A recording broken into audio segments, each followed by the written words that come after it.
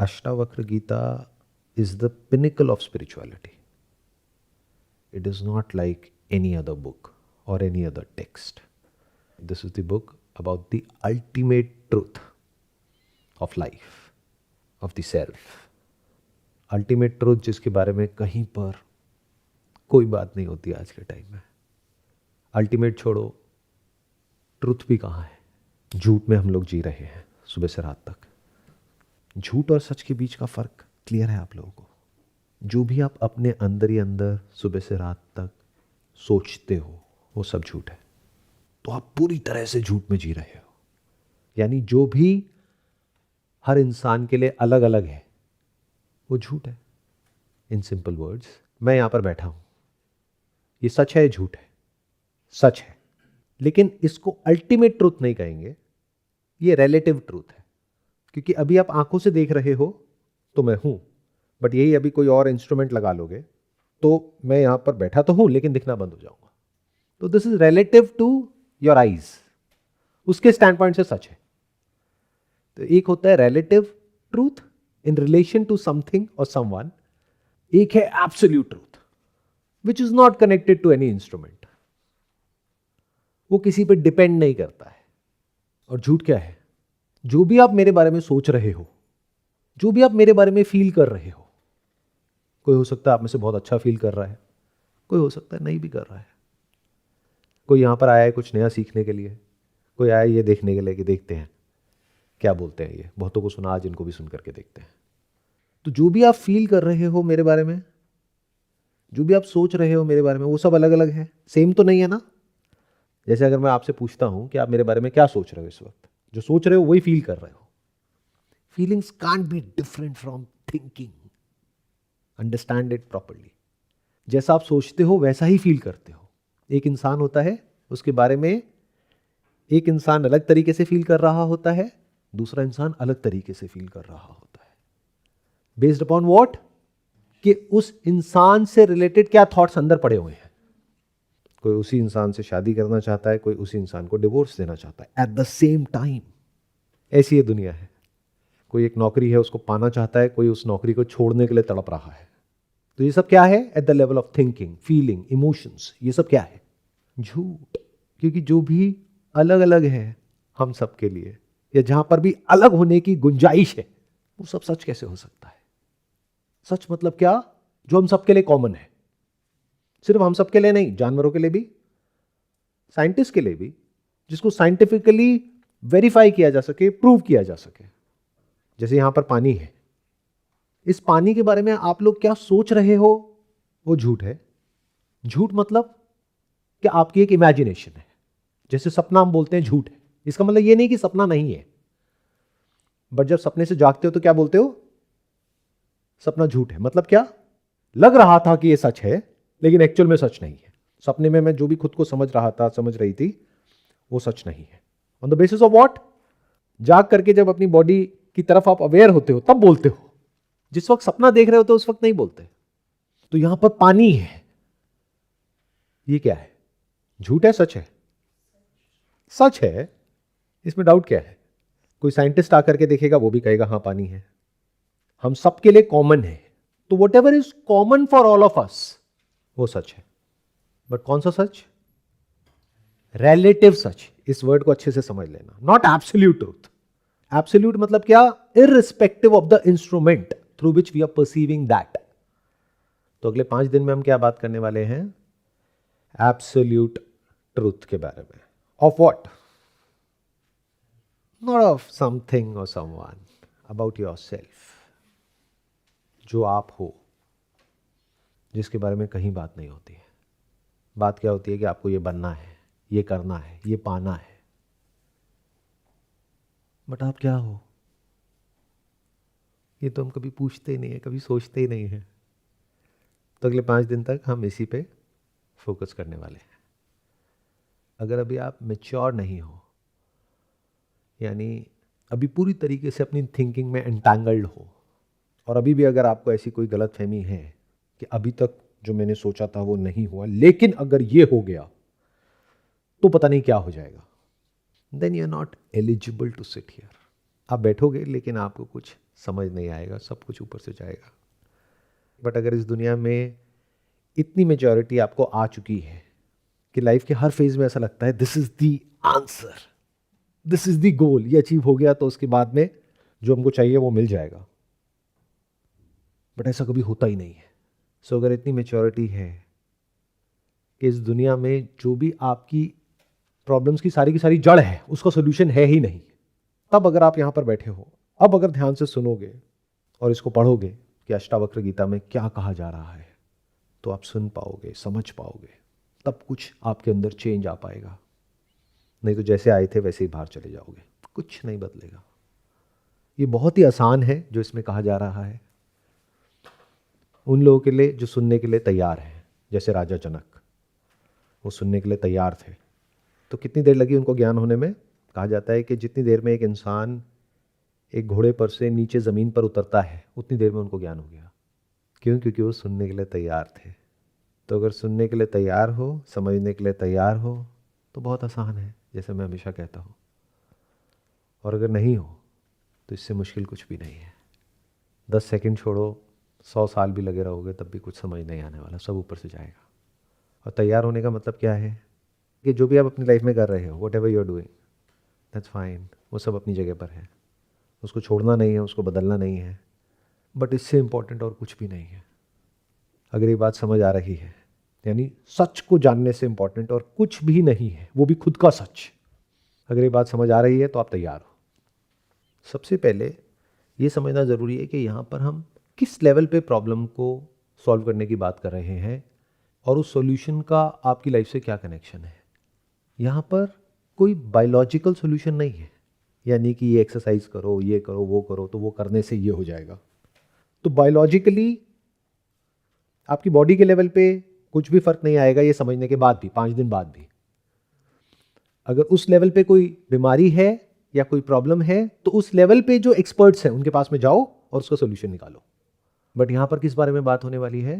Eight the level of your thinking, कि जो आपकी सोच है, जो भी आप सोचते हो सुबह से रात तक, उसकी जो जड़ है, उसका जो रूट कॉज है, उसके ऊपर अटैक होने वाला है।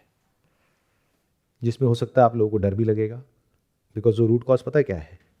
आप खुद, यानी कि आपकी ego. That is you at the centre of all your thoughts, all your feelings, all your emotions. और कौन है? क्या कोई और है? ऐसा लगता है आपको? अगर कोई और भी है तो that is connected to you, इसलिए वो प्रॉब्लम है या इसलिए वो अच्छा है, इसलिए वो बुरा है।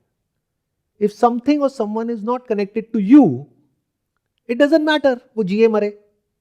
फर्क सिर्फ खुद से पड़ता है। मैं, मेरा, मेरे। तो सबके सेंटर में क्या आया? मैं। उसकी बात होने वाली है। तो अगर मैं का जो कॉन्सेप्ट है आपके माइंड में वो अगर बदल गया तो क्या आपकी जो पूरी थिंकिंग है वो अपसाइड डाउन टर्न नहीं हो गई? लेकिन टेंशन मत लो, ये नहीं होगा। क्योंकि मैंने क्या कहा, ये बहुत आसान है उन लोगों के लिए जो तैयार हैं। बट क्या आप तैयार हो? ये अपने आप से पूछो। जो भी इंसान बहुत ज्यादा प्लेजर्स में या इस दुनिया में इंडल्ज्ड है, वो तैयार नहीं है। अब अपने आप से पूछो, आप हो या नहीं हो? या फिर कोई अगर आलसी है, फिजिकली और मेंटली लेजी, तो आप तैयार नहीं हो। या फिर अगर इस दुनिया में लोगों से रिलेटेड या चीज़ों से रिलेटेड बहुत सारे अभी अंदर डिज़ायर्स भरे पड़े हैं या बहुत तरह के डर हैं, तो भी आप तैयार नहीं हो। क्यों?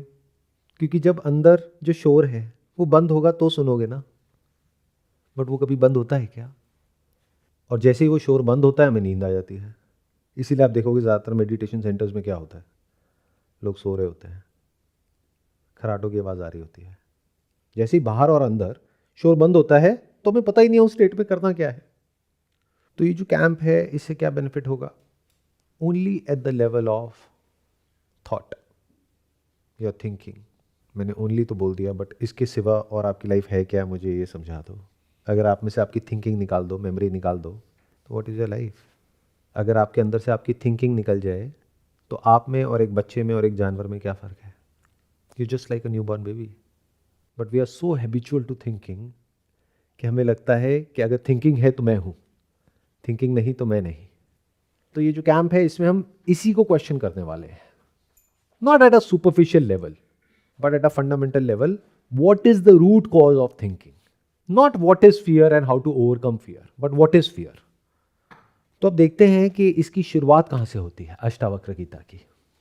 जो भी आप लोगों के पास में बुक्स हैं उसका पहला चैप्टर आप ओपन कर लीजिए, दैट इज पेज नंबर 45.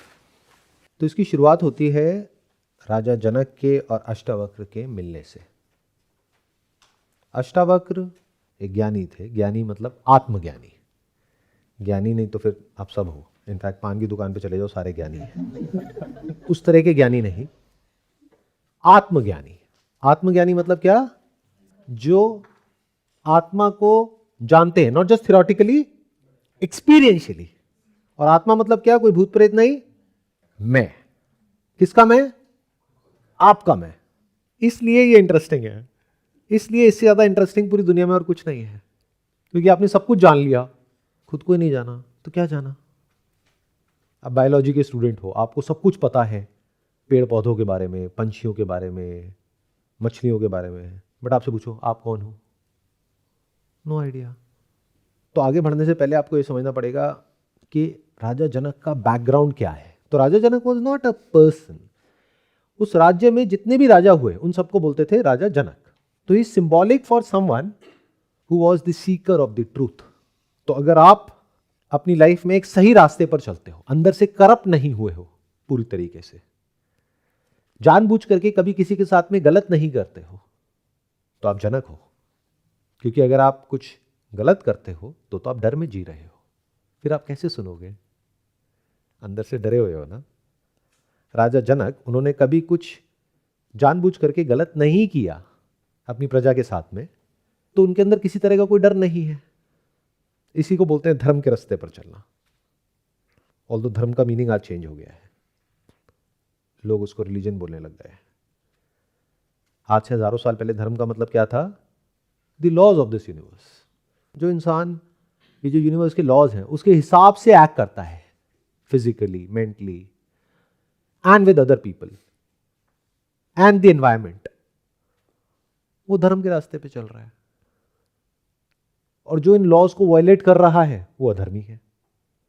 तो राजा जनक मतलब क्या, जिन्होंने अपनी पूरी लाइफ को सही से जिया, धर्म के रास्ते पर चले, और फिर उनके अंदर ये क्यूरोसिटी आई जानने की कि जो वेद है, उपनिषद है, उसमें जिस अल्टीमेट रियलिटी के बारे में बात होती है वो क्या है, आत्मा क्या है, परमात्मा क्या है, ब्रह्मन क्या है. ये आना ही है अगर आप सही रास्ते पर चल रहे हो तो लाइफ में. This is the natural outcome of maturity और इंटेलिजेंस. इंटेलिजेंस जब अपनी पीक पर पहुंच जाती है तो उसके बाद में जो अंदर एक क्यूरोसिटी पैदा होती है सच को जानने की, खुद के सच को, उसको विजडम कहते हैं. तो राजा जनक कैसे थे, जो इन स्क्रिप्चर्स को पढ़ते थे, थियोरेटिकली यहां पर जो भी कुछ कहा गया है उस सबको समझते थे. उन्होंने अपनी पूरी लाइफ जो वैदिक नॉलेज है उसको स्टडी करने में लगाई, अलग अलग तरह के लोगों से मिले, शास्त्रार्थ किया. मतलब शास्त्रों का जो अर्थ होता है उसमें डिबेट होता है, डिस्कशन होता है, वो अपने यहां पे ऑर्गेनाइज करवाया. मतलब he was very keen on understanding what is written in the Vedas. और वेदास को भी आप दो पार्ट में डिवाइड कर सकते हो. एक है Vedic knowledge which includes all kinds of knowledge. Veda का मतलब होता है नॉलेज. आयुर्वेद तो वो किसके बारे में है, आयुष यानी कि हेल्थ, अपनी हेल्थ को कैसे ठीक करो. तो वेदों में भी जो हाईएस्ट नॉलेज है, जिसको बोलते हैं the supreme knowledge, the pinnacle of knowledge, the end of knowledge, that is Vedanta. The end of Vedas, the end of knowledge, the pinnacle of knowledge यानी आत्मज्ञान. तो he was interested in that. He was not interested in any other Vedic knowledge. या ये कह लो वो सब acquire करने के बाद में उससे आगे बढ़ गए. जैसे एक बच्चा होता है, नर्सरी में होता है, फिर केजी, फिर आगे बढ़ते बढ़ते स्कूल, कॉलेज, फिर पीएचडी लेवल, तो वो वहां पर ऑलरेडी पहुंच चुके थे. तो थियोरेटिकली उनको सब कुछ समझ आ रहा था कि वेदांत में क्या कहा जा रहा है, बट प्रैक्टिकल एक्सपीरियंस नहीं था. जैसे यहां पर पानी है, इसका आप लोगों को एक्सपीरियंस तो है, पर थ्योरेटिकली आपके पास में इसकी कोई अंडरस्टैंडिंग नहीं है। तो राजा जनक को इस तरीके से देखो, उनके पास में थ्योरेटिकल अंडरस्टैंडिंग ऑफ आत्मा वो तो थी, लेकिन प्रैक्टिकली कभी आत्मा को देखा नहीं, जाना नहीं। क्यों? क्योंकि वो सेंसेस के परे है, वो थॉट के परे है। तो कैसे जानो? लेकिन ये भी कहा जाता है कि वो है, तो किस बेसिस पे कहेंगे कि वो है? इसका मतलब उसको जाना जा सकता है, लेकिन वैसे नहीं जैसे हम दुनिया में कुछ भी जानते हैं, यानी आंखों से, कानों से, टच करके, फील करके। इस तरह से आत्मा को नहीं जान सकते, या सोच करके, या फील करके, या किसी भी तरीके से, लेकिन उसको जाना जा सकता है। तभी उसके बारे में इतनी बातें करी गई है, वरना कोई मतलब ही नहीं था। It is a living reality, as real as me sitting here, even more real than that. तो अष्टावक्र मतलब कौन? जिनको सिर्फ आत्मज्ञान नहीं है, आत्म बोध भी है। दोनों में बड़ा फर्क है। ज्ञान मतलब क्या? इसको पढ़ लो, रट लो, सुना दो, याद कर लो, that is all at the level of memory, at the level of mind. आत्मबोध मतलब क्या? At the level of experience. और सिर्फ एक्सपीरियंस ही नहीं, understanding of that experience at the level of buddhi, उसको कहते हैं बोध हो गया।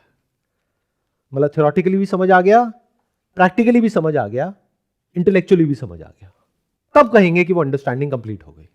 इन अदर वर्ड्स, मैं आपसे बात करता रहा हूं शुगर के बारे में, और आपने कभी लाइफ में शुगर टेस्ट ही नहीं करी है, आपने सिर्फ नमक खाया है।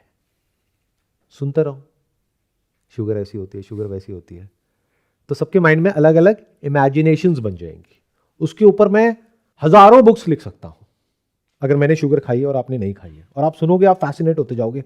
अच्छा, ऐसी होती है, ऐसी होती है, ऐसी होती है, कैसी होती है? कलर क्या होता है उसका? वाइट, मतलब नमक के जैसी होती है, क्योंकि you need a reference point two think. But नमक तो खारा होता है, आप कह रहे हो मीठा होता है। मीठा मतलब क्या? अब कैसे समझाओ कि मीठा क्या? इट्स इम्पॉसिबल जब तक उसको टेस्ट नहीं कर लोगे।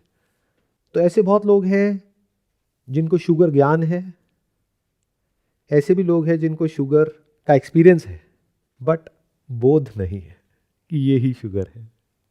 ये भी तो हो सकता है ना? तो अष्टावक्र मतलब कौन? जिनको आत्मा का ज्ञान भी है और बोध भी है। राजा जनक मतलब कौन? जिनको थ्योरेटिकल ज्ञान तो है, बोध नहीं है। इसलिए राजा जनक के केस में काम बहुत जल्दी हो गया, क्योंकि वो कुछ ढूंढ रहे थे। क्यों? क्योंकि उसके बारे में बहुत पढ़ा था, बहुत सुना था। किसके बारे में? आत्मा के बारे में, खुद के बारे में। सुना तो बहुत था, पढ़ा तो बहुत था, बट कभी एक्सपीरियंस नहीं किया। लेकिन आत्मा कहाँ है? कहीं दूर है, बादलों में, कहीं छुपी हुई है। जैसे मूवीज में देखते हो कि जब मर जाते हैं तो आत्मा बाहर निकलती है। आत्मा मतलब आप कहाँ हो? अभी आप कहाँ हो? यहीं हो या कहीं और हो? अगर कहीं और भी हो तो थॉट के लेवल पे हो ना, बट एक्चुअल में तो यहीं हो। थॉट भी तो यही है, ब्रेन में कुछ मेमोरीज प्ले हो रही है। अगर मेरे को नहीं भी सुन रहे तो हम कह सकते हैं कि आप यहां नहीं हो, लेकिन कहां हो? अंदर कुछ मेमोरीज प्ले हो रही है। वो मेरा एक बहुत इंपॉर्टेंट काम था, वो मैं छोड़ करके यहां पे आया हूं, अब मेरे इतने पैसे कटेंगे। तो इसका मतलब क्या? आप यहां हो करके भी नहीं हो, लेकिन कहां हो? थॉट के लेवल पे। वो थॉट कहां है? यही तो है, कहीं और थोड़ी ना है।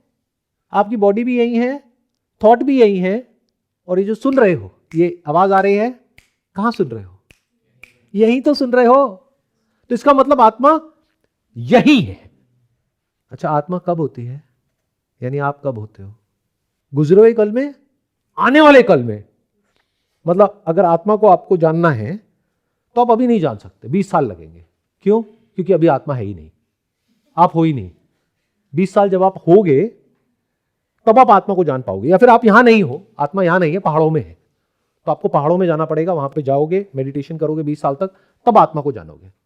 Does it make any sense? तो आत्मा कहां है? यही है। और यही मतलब सिर्फ यहां नहीं, जहां भी हो वही है, आपके घर में ही है, और ऑफिस में भी है, और यहां भी है, बाहर भी है, अंदर भी है। ऐसी कोई जगह ही नहीं है जहां पर आत्मा नहीं है। अगर आप वहां पर हो तो सिंपल। आत्मा कब होती है, मतलब आप कब होते हो? पास्ट में होते हो, फ्यूचर में होते हो, या प्रेजेंट में होते हो? प्रेजेंट के अलावा और कहीं हो सकते हो करके दिखाओ। It's not possible. पास्ट के बारे में आप सोच भी रहे हो तो कब सोच रहे हो? प्रेजेंट में। फ्यूचर के बारे में सोच रहे हो, कब सोच रहे हो? प्रेजेंट में। ये मेरी आवाज को सुन रहे हो, कब सुन रहे हो? प्रेजेंट में। This sound is past but listening is present. It's always present. दोनों में फर्क समझ आया? जैसे दिवाली के टाइम में आसमान में कोई बम फटता है तो पहले वो दिखता है, बाद में उसकी आवाज आती है। क्यों? क्योंकि लाइट तेज ट्रैवल करती है और साउंड धीरे ट्रैवल करती है। तो देख तो आप पास्ट को रहे हो, सुन तो पास्ट को रहे हो, लेकिन देख रहे हो और सुन रहे हो प्रेजेंट में। सब कुछ वर्तमान में ही होता है, उसके बाहर कहीं कुछ नहीं होता है। तो आप ही तो वर्तमान हो। और आपका क्वेश्चन ये होता है, sir how to live in the present moment? You are always in the present moment. You can not be in the past. Even memory which is connected to the past, जिसको हिंदी में भूत बोलते हैं, वो भूत भी कहां है? वर्तमान में ही तो है।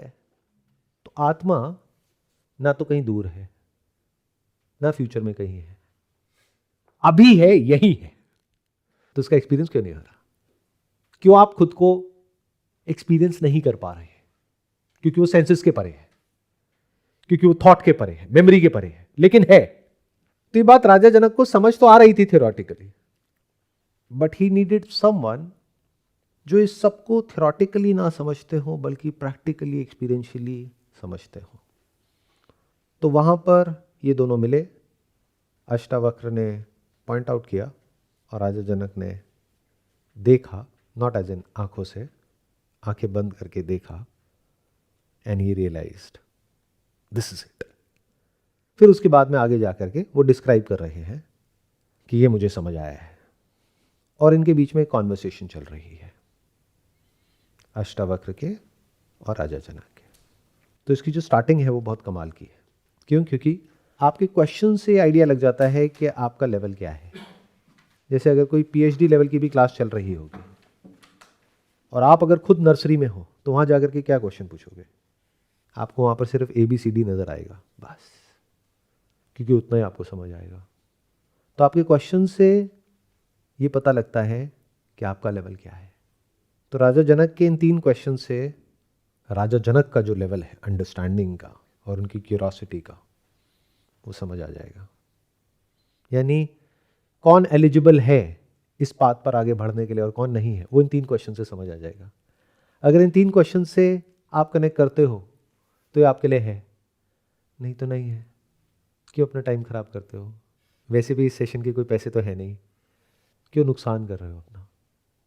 तो अब ये डिसीजन कैसे लोगे कि आप सही जगह पर हो या नहीं हो, या आपके लिए है या नहीं है? Based upon the questions. सही क्वेश्चन मिलना लाइफ में बहुत बड़ी बात है। तो इसकी शुरुआत होती है जिज्ञासु जनक, मतलब उनके अंदर जिज्ञासा है, क्यूरियोसिटी है, ये जानने की।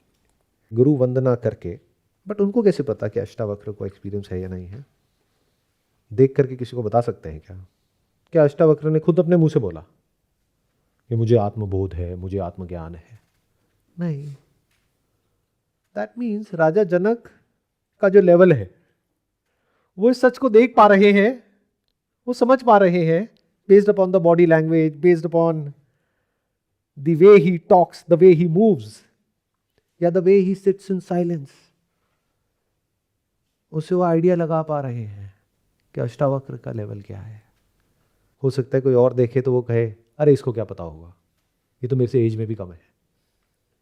एज में अष्टावक्र राजा जनक से कम थे, फिर भी वो उनको क्या कह रहे हैं? गुरु जी, गुरु वंदना करके। आत्मज्ञान की लालसा, जैसे एक बच्चे में एक लालसा होती है, डिजायर होता है, आत्मज्ञान की लालसा में अष्टावक्र से विनय पूर्वक, बड़े ही पोलाइटली हाथ जोड़ करके प्रश्न करते हैं, हे गुरुदेव। मतलब उन्होंने अष्टावक्र को अपना गुरु मान लिया। यहां पर श्रद्धा का, मानने का, फेथ का एक बहुत बड़ा रोल आ जाता है, क्योंकि एक बार तो मानना ही पड़ेगा। बट आप लोगों के साथ क्या गड़बड़ होती है? आप परमानेंटली मान लेते हो अब ये मेरे गुरु है। अगर वो गुरु नहीं है, गुरु घंटाल है, तो आप भी फंस गए। तो किसने कहा है हमेशा के लिए किसी को गुरु मानना है? जब किसी से सीख रहे हो तो वो आपका गुरु हो गया, चाहे वो सक्सेस है या फेलियर है, चाहे वो अच्छा है या बुरा है। तो थोड़ी देर के लिए उसको गुरु मान लो। मान ही तो रहे हो, आपको थोड़ी पता है कि वो एक्चुअल में असली है नकली है। राजा जनक को थोड़ी ना पता है कि अष्टावक्र को एक्चुअल में एक्सपीरियंस है या नहीं है आत्मा का, बट उनको लगा उनके एक्शन से, क्योंकि अष्टावक्र को देख करके राजा जनक को ये लगा, सिर्फ लगा, पता नहीं था, लगा कि हां इनको आत्मबोध हो सकता है, तो उन्होंने उनको गुरु मान लिया। तो वो उनका टेस्ट नहीं ले रहे हैं। जैसे आप में से बहुत सारे लोग गुरु शॉपिंग करते हो, जैसे विंडो शॉपिंग होती है ना, अलग अलग गुरुओं के पास में जाकर के सेम क्वेश्चन पूछते हो। क्यों? इसलिए नहीं कि आपको कुछ सीखना है, इसलिए कि आपको देखना है, देखते हैं इस बार ये क्या बोलता है, देखते हैं ये क्या बोलती है। तो आप खुद गुरु हो, आपको सब कुछ ही पता है। तो थ्योरेटिकली हो सकता है राजा जनक को अष्टावक्र से बहुत ज्यादा पता है, क्योंकि इतने सालों से वो शास्त्रों को पढ़ते आ रहे हैं। तो ज्ञान वाइज देखोगे तो उनका ज्ञान हो सकता है अष्टावक्र से बहुत ज्यादा भी हो, लेकिन जो बोध है वो नहीं है। और ये बात राजा जनक को समझ आ रही है। ये समझ आना ही बहुत बड़ी बात है। इससे बड़ा इस यूनिवर्स में कोई मिरेकल नहीं हो सकता है कि अगर आपको ये समझ आ जाए कि आप कुछ नहीं समझते हो, कुछ नहीं जानते हो, बट आप ये मानने को नहीं तैयार, तभी तो सुनने के लिए तैयार हो गए। मतलब प्रॉब्लम ये नहीं है कि आप खुद को नहीं जानते हो, प्रॉब्लम ये है कि आप ये भी नहीं जानते कि आप खुद को नहीं जानते हो। और दूसरी प्रॉब्लम ये है कि खुद को कुछ और समझते हो और आपको कोई डाउट नहीं है, क्योंकि पूरी दुनिया खुद को ऐसे ही समझती है। मैं अगर आपसे पूछूंगा आप कौन हो, तो आपका एक नाम है, प्रोफेशन है, मैरिटल स्टेटस है, जेंडर है, उसके बेस पे आप जवाब दे दोगे, टॉपिक क्लोज। तो आपको तो सब कुछ ही पता है, तो यहां कर क्या रहे हो? लेकिन अगर इस सच को देख लेते हो कि जो भी आप अपने बारे में डिस्क्राइब कर रहे हो वो तो सब बदला जा सकता है, including but not limited to your gender. आज की डेट में साइंस ने इतनी तरक्की कर ली है, मेल को फीमेल बना दो, फीमेल को मेल बना दो, तो क्या हो आप? तो प्रश्न करते हैं, हे गुरुदेव, सच्चे ज्ञान की प्राप्ति का सरल उपाय क्या है? सच्चा ज्ञान मतलब क्या? आत्मज्ञान। स्क्रिप्चर्स में जो भी ज्ञान है उसको दो पार्ट में डिवाइड किया गया है, आत्मज्ञान और अनात्म ज्ञान, related to the self and not related to the self. Whatever is not related to the self उसको अज्ञान बोलते हैं, that is in the realm of अज्ञान। तो सच्चा ज्ञान मतलब क्या? आत्मज्ञान। और जब मैं कह रहा हूं आत्मज्ञान, तो चाहे आत्मज्ञान कहो चाहे परमात्म ज्ञान कहो, it's one and the same thing. खुद को जान लिया तो भगवान को भी जान लिया, लाइफ को भी जान लिया, डेथ को भी जान लिया, सो कॉल्ड जितने भी कॉन्सेप्ट्स हैं, पुनर्जन्म और ये वो व्हाटएवर, सब जान लिया। तो सब उसी से कनेक्टेड है। और खुद को जान लिया तो सबको जान लिया। सबको मतलब सिर्फ इंसानों को नहीं, जानवरों को, पेड़ पौधों को, लिविंग को, नॉन लिविंग को। इसीलिए this is the supreme knowledge. तो हे गुरुदेव, सच्चे ज्ञान की प्राप्ति का सरल उपाय क्या है? समझदारी देखो, मतलब इनको डाउट नहीं है अष्टावक्र के ऊपर। वो ये नहीं पूछ रहे जैसे आप जाते हो जाकर के इधर उधर कुछ भी पूछने लग जाते हो कि हे गुरुदेव, मुझे कोई ऐसी प्रैक्टिस बताओ जिससे कि अगर आपको 20 साल लगे वहां तक पहुंचने में, तो मेरा वो काम 10 साल में हो जाए। तो पहले ही आपने अपने लिए मुश्किलें पैदा कर ली, पहले ही अपने लिए एक मुश्किल उपाय मांग लिया। बट इन्होंने क्या मांगा? सरल उपाय। जो मांगोगे वही तो मिलेगा।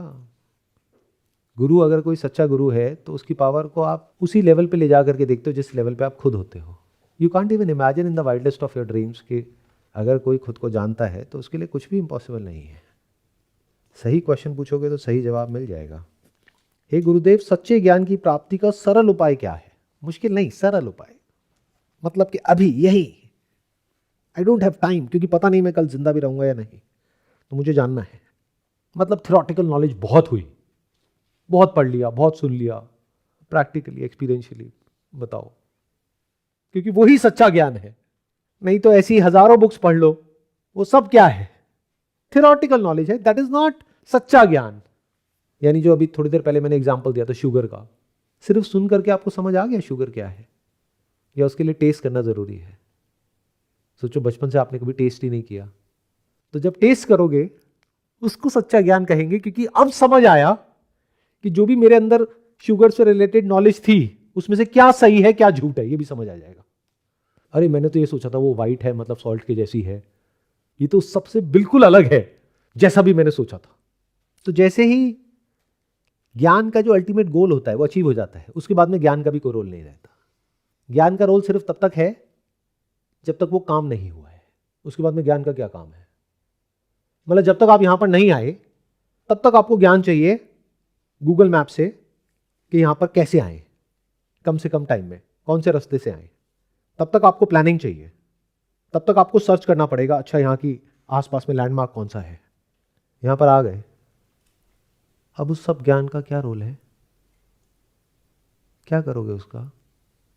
सरल उपाय क्या है, यह है पहला सवाल। दूसरा है मुक्ति के साधन कौन से हैं? मतलब उनको पता है कि वो बंधन में है। आप लोगों को पता है कि आप बंधन में हो? क्या आप बंधन में हो? And what do you mean bye बंधन? बंधन क्या होता है और मुक्ति क्या होती है? मुक्ति के साधन कौन से हैं? इसका मतलब क्या है, राजा जनक को पता है कि बंधन क्या है और वो बंधन में है, तभी तो पूछ रहे हैं। ध्यान से सुनना, ध्यान से समझना। खुद को ना जानना बंधन नहीं है, यानी आपकी ब्रेन में मैं का थॉट ना होना बंधन नहीं है। That is bliss. Ignorance is bliss. और जब शास्त्रों में बात होती है अज्ञान की, तो अज्ञान का मतलब यह नहीं है कि कोई थॉट नहीं है, क्योंकि वहां तो कोई प्रॉब्लम भी नहीं है। जैसे कोई बच्चा है, जानवर है, उसके अंदर अभी ये मैं का थॉट ही नहीं है, उसको ये तक नहीं पता उसका नाम क्या है, तो कोई बंधन भी नहीं है। तो बंधन कब पैदा होता है और किस लेवल पे है? जब अंदर मेमोरी एक्यूमुलेट होना शुरू हो जाती है और उसके बेस पर आप बोलने लग जाते हो कि मैं ये हूं। जब वो आइडेंटिफिकेशन हो जाती है, जब आप जुड़ जाते हो, तो किस बंधन की बात हो रही है? बंधन क्या है? अब आप लोगों के दिमाग में ना बंधन के भी कॉन्सेप्ट्स बने हुए हैं, जो इधर उधर से पढ़ा है, सुना है। मैं ध्यान से समझ लो, बंधन is only and only eight the level of your wrong understanding, that's it. इसके अलावा और कोई बंधन नहीं है। इसको एक एग्जांपल से मैं आपको समझाने की कोशिश करता हूँ। इस दुनिया को इस तरीके से देखो कि यहाँ पे 700 करोड़ लोग हैं, और वो सब हैं तो एक्चुअल में अंदर से एक पंछी, लेकिन खुद को मानते हैं एक कीड़ा। तो एक्चुअल में क्या है? पंछी। तो जैसे ही कोई पंछी पैदा होता है तब तक कोई प्रॉब्लम नहीं है, क्योंकि आज नहीं तो कल वो उड़ जाएगा अपने आप ही, biologically. It is programmed, biologically program to fly. कोई बंधन नहीं है, कोई पिंजरा भी नहीं है, वो जब चाहे उड़ सकता है। लेकिन जैसे वो पैदा हुआ तो बाकी के सारे पंछी हैं, वो भी पंछी ही, बट उनके दिमाग में क्या बैठा हुआ है? हम कीड़े हैं। तो उसके दिमाग में क्या कर दिया? उसके दिमाग में सब पंछियों ने मिलकर के वो कीड़ा घुसा दिया कि तू कीड़ा है। ये बंधन है। एक्चुअल में सब क्या है? पंछी। सिर्फ वो नहीं जो ज्ञानी है। जब ज्ञानी को ज्ञान होता है कि मैं पंछी हूं, तो उसको ये भी हो जाता है कि सारे ही पंछी हैं। अब अगर कोई नहीं इस बात को सुनने को तैयार और नहीं समझने को तैयार, तो let it be, how does it matter. तो जैसे ये बात समझ आ जाती है कि मैं कीड़ा नहीं हूं, मैं पंछी हूं, तो उससे क्या होता है? सिर्फ गलतफहमी मिट जाती है और जो रियलिटी है वो बची रह जाती है और वो उड़ जाता है। बस इतना सा है आत्मज्ञान। यही बंधन है, यही मुक्ति है। यानी जो भी बंधन है वो समझ के लेवल पे है। तो वो क्या पूछ रहे हैं? मुक्ति के साधन कौन से हैं, कैसे इस बंधन को तोड़ा जाए, इस भव सागर के पार कैसे उतरा जा सकता है। ये जो पूरा वर्ल्ड है, यूनिवर्स है, इसको भव सागर कहा गया है काफी जगह पर। मतलब कि एग्जाम्पल के लिए खुद को ऐसे देखो कि आप एक समुद्र में, जहां पर अनगिनत लहरें हैं, वहां पर खो गए हो, और चाहे आपको तैरना आता है चाहे नहीं आता है, उससे कोई फर्क नहीं पड़ता। इस दुनिया में क्या सिखाया जाता है? एजुकेशन किस बारे में है, जॉब किस लिए है, स्किल किस लिए है? कि समुद्र में तैरना सीखो। यही तो है सर्वाइवल। वो ज्ञान जिसको शास्त्रों में अज्ञान कहते हैं, क्योंकि चाहे आपको तैरना आता है चाहे नहीं आता है, आप भवसागर में हो। चाहे आप अमीर हो चाहे गरीब हो, चाहे बैचलर हो या शादीशुदा हो, आप भवसागर में हो। मेल हो या फीमेल हो, भवसागर में हो। बच्चे हो, यंग हो, बूढ़े हो, भवसागर में हो। बहुत इंटेलिजेंट हो या बेवकूफ हो, भवसागर में हो। उससे बाहर तो नहीं आ गए ना।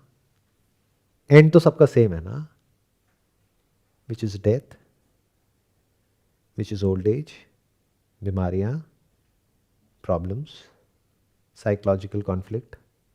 क्या ये हम सब में अलग अलग है या सेम है? It is not similar, it is same. आप लोगों को लग सकता है कि अलग अलग है, अलग नहीं है। दो बच्चे हैं जो अपनी छोटी छोटी गाड़ियों को कंपेयर कर रहे हैं और कह रहे हैं कि मेरी गाड़ी तेरी गाड़ी से अच्छी है, उससे महंगी है, उससे बढ़िया है, उससे तेज़ है, उससे धीरे है। आप भी तो यही कर रहे हो। और कोई मिलेनियर है, बिलियनियर है, वो भी तो यही कर रहा है। तो फ़र्क क्या है?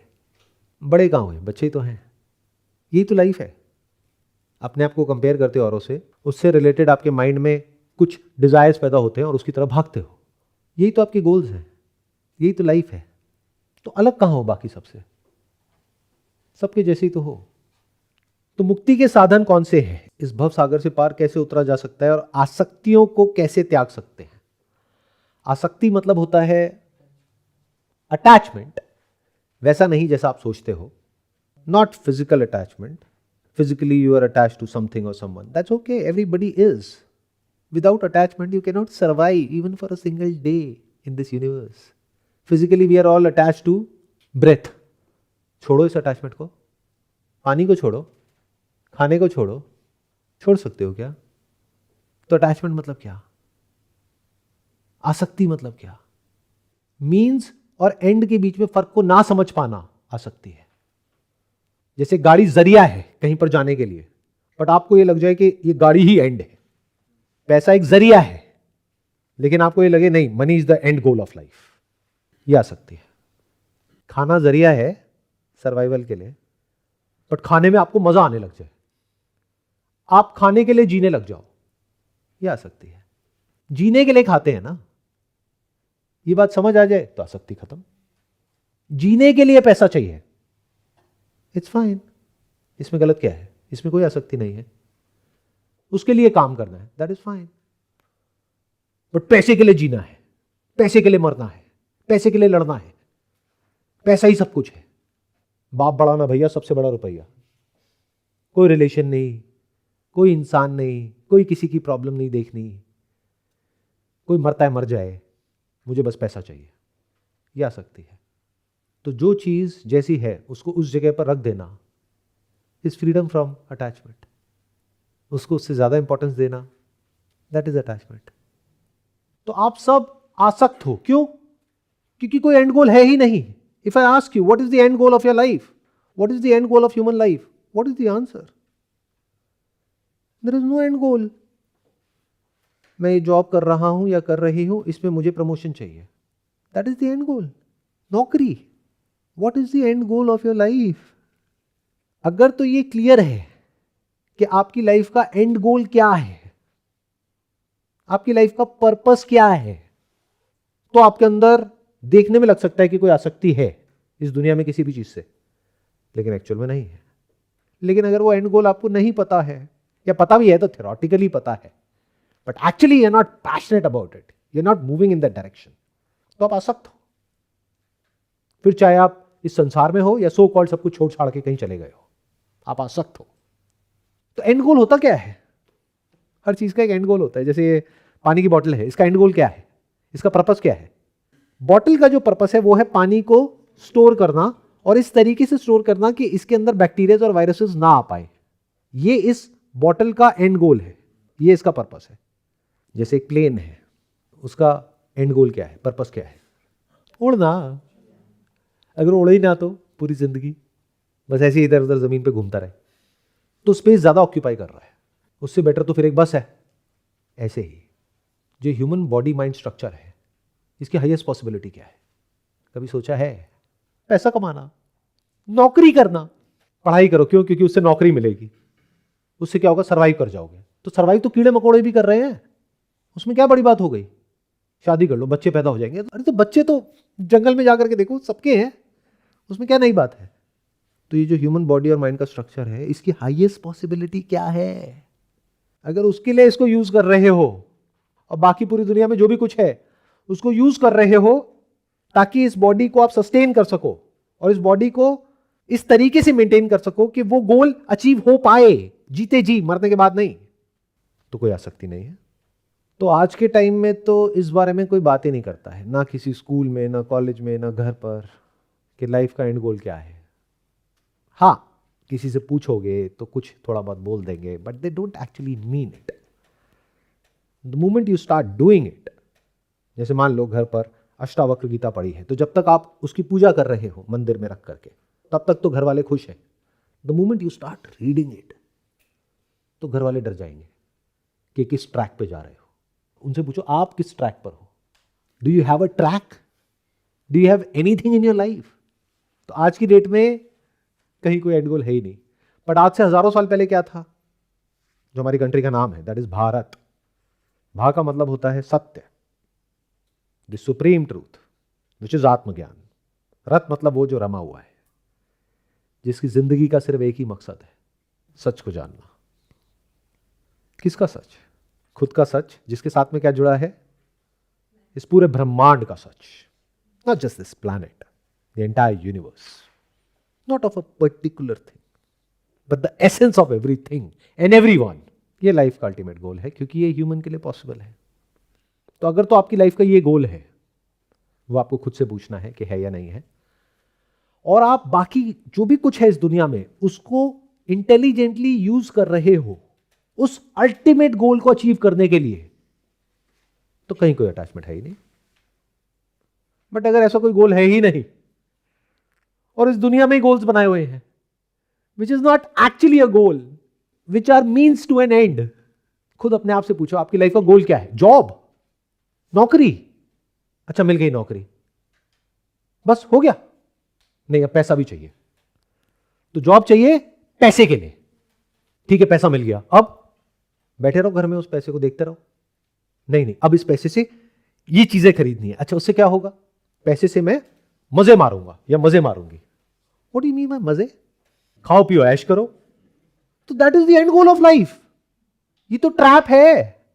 वर्ल्ड वाइड ऐसी बहुत सारी लैब्स हैं जहां पर गिनी पिग्स होते हैं या फिर ऐसे चूहों के ऊपर एक्सपेरिमेंट किया जाता है, जहां पर उनके लिए कई तरह के ट्रैप्स बनाए जाते हैं, जहां पर उनको फ्री में प्लेजर दे दिया जाता है, यानी कि जो आपकी लाइफ का एंड गोल है वो उनको फ्री में दिया जाता है उस लैब में, और वो चूहे मर जाते हैं।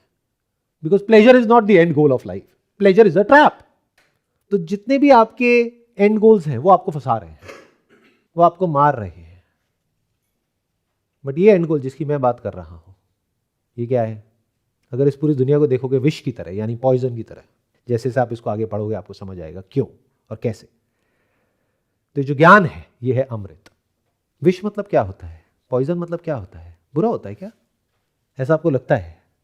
हर दवाई एक पॉइजन है, खाना पॉइजन है, पानी पॉइजन है। अगर पानी भी जरूरत से ज्यादा पी लोगे तो मर जाओगे। तो पॉइजन का मतलब ये नहीं होता कि उसको छोड़ दो। पॉइजन का मतलब ये होता है जितनी जरूरत है उतना ही कंज्यूम करो, बस। दवाई को पेट भरने के लिए तो नहीं खाते ना, उतना ही खाते हो ना जितना जरूरी है। अगर ये बात समझ आ गई है तो अटैचमेंट्स खत्म। अब लाइफ का एक गोल है जो बड़ा क्लियर है, which is to know the self. तो ऑल्दो यहाँ पर मैं अभी क्वेश्चंस को कवर कर रहा हूँ, लेकिन साथ साथ में अगर आप ध्यान से सुनोगे तो आंसर्स भी साथ साथ में चल रहे हैं, क्योंकि आप आगे इसको जब पढ़ोगे तो आप कंफ्यूज हो जाओगे। जब अष्टावक्र राजा जनक को कहेंगे कि अगर तुम मुक्ति चाहते हो तो विषयों को विष के समान त्याग दो, तो इसका मतलब बहुत सारे लोगों ने पास में गलत निकाल लिया। उन्होंने क्या किया? बीवी बच्चों को छोड़ दिया। उन्होंने क्या किया? अपने बीवी बच्चों को छोड़ दिया, काम धंधे को छोड़ दिया, सब कुछ छोड़ छाड़ के बैठ गए। लेकिन कभी ये क्वेश्चन नहीं पूछा विषयों को त्याग दो मतलब कौन से विषय? हमारी इंद्रियों के जो कॉरस्पॉन्डिंग विषय है, यानी 5 इंद्रियां हैं, 5 तत्व हैं, धरती जल अग्नि वायु आकाश, उसके कॉरस्पॉन्डिंग 5 इंद्रियां हैं। तो इंद्रियों के 5 विषय हैं। तो वो क्या कह रहे हैं? विषयों को विष के समान समझो और त्याग दो। अब कैसे त्यागोगे? समझाओ। जैसे धरती जल अग्नि वायु, वायु पे क्या आता है? सेंसेशन। ये सेंसेशन हो रही है इज बिकॉज ऑफ वायु। वायु को त्यागो, त्याग दो। आंख खोलो लेकिन दिखना नहीं चाहिए, त्याग के दिखाओ। ये विषय है, त्यागो। कुछ सुनाई नहीं देना चाहिए, त्यागो। बट ये सब तो त्यागा नहीं, छोटे छोटे बच्चों को त्याग दिया, उससे क्या हुआ? और अपने अंदर जो मैं है उसको तो कभी क्वेश्चन ही नहीं किया, उसको नहीं त्यागा, बाहर सबको त्याग दिया। तो आप इन प्रश्नों का उत्तर देकर मुझे कृतार्थ करें। कृतार्थ का मतलब होता है fulfilled, full of gratitude, content. ये वर्ड सुने हैं ना, कंटेंटमेंट, संतोष। तो बस इतना ही है, ये क्वेश्चंस हैं, इसके आंसर्स हैं।